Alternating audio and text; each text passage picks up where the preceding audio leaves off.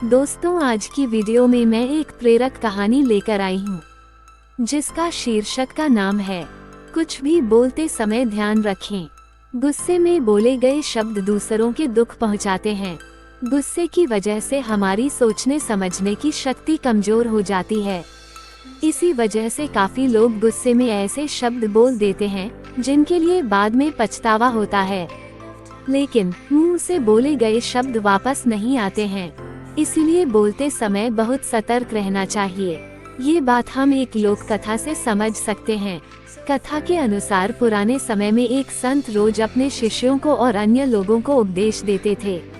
गांव के अधिकतर लोग संत का बहुत सम्मान करते थे, लेकिन कुछ ऐसे भी थे जो संत को पसंद नहीं करते थे।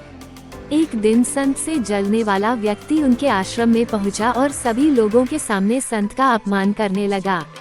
लेकिन संत ने उसे पलटकर कुछ भी नहीं कहा। जब वो व्यक्ति बोलते बोलते थक गया तो चला गया। गांव के लोग ये देखकर बहुत दुखी थी। संत ने अपना प्रवचन फिर से शुरू कर दिया। जब वो व्यक्ति अपने घर पहुंचा तो उसे अपनी गलती का एहसास हुआ। वो अगले दिन संत के आश्रम पहुंचा और उनसे माफी मांगने लगा। संत ने उससे कहा कि एक काम करो, आश्रम में पक्षियों के कई पंख बिखरे हुए हैं, उन्हें इकट्ठा करके यहाँ ले आओ। उस व्यक्ति ने तुरंत ये काम शुरू कर दिया।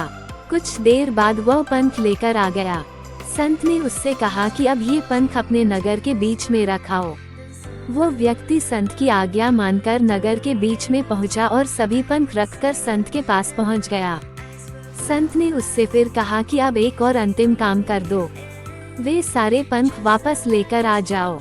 जब वो व्यक्ति नगर के बीच में पहुंचा तो वहां रखे सभी पंख उड़कर इधर उधर फैल गए थे।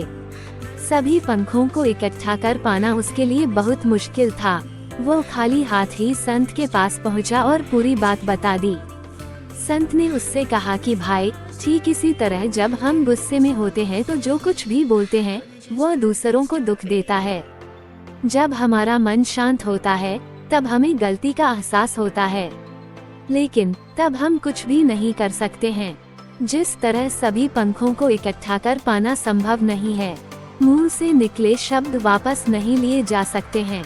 इसलिए गुस्से से बचना चाहिए और कुछ भी बोलते समय बहुत सतर्क रहना चाहिए। दोस्तों, आप लोगों को प्रेरक कहानी कैसी लगी कमेंट में जरूर बताएं। अगली कहानी की वीडियो में मैं फिर मिलती हूँ। तब तक के लिए आप सबको राधे राधे।